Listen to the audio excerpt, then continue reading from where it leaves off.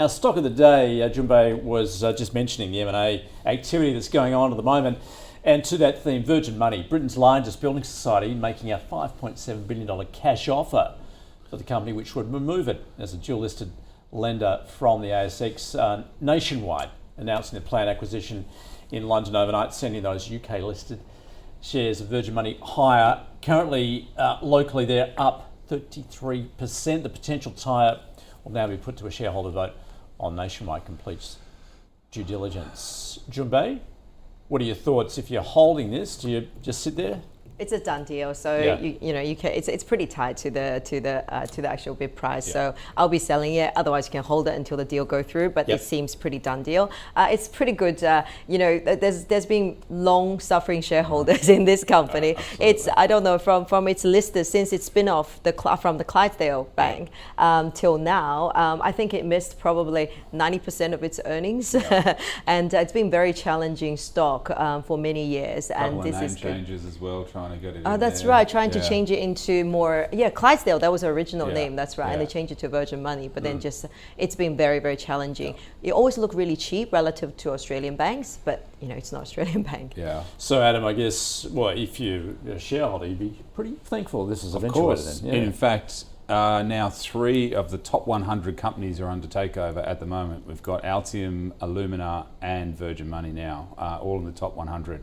So there is more and more of these companies getting sucked up by lots of money that needs to find a home, in Australia obviously having a very good geopolitical area, but also great businesses that Japanese or UK can come in and take over. So I think for shareholders, absolutely you'd be very happy.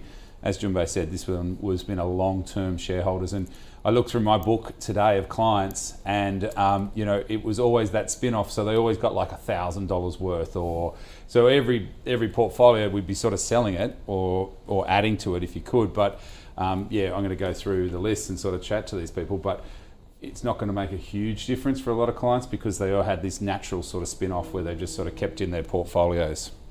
When in this sort of situation there as a shareholder, do you just sit there and wait for the deal to be done, or can you just sell it now just to be sure? I'd definitely sell it now. Yeah, Definitely. You would time cost of money. This might take 3 months, 6 months to happen. Yep. So it's going to take a while. I would say it's a sell and move on to bigger and better things. Yeah, normally it depends on the gap, the spread between the bid and the actual price. So I remember when CSR, the first announcement made that potentially, there's discussion about takeover, the gap was something like 10-11%. So at that point, you wouldn't be selling. That's and right. then 2 days later, they put out a proper announcement saying the other thing, and it went up 6%, and then it closes. Then for 3-4%, you're waiting 6 months, and then you're waiting for further approval, just too much risk. Well, Altium is a classic example. Yeah, They've that's actually said that's true.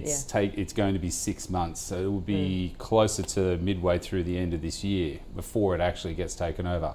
And you can see already in the share price it's starting to sort of fall or dwindle back to 65. The offer's at 68.5. You can see the market's just getting a little bit bored with it, and there might be some further sell down, which is probably potentially some opportunity there for some investors to take a little arbitrage there.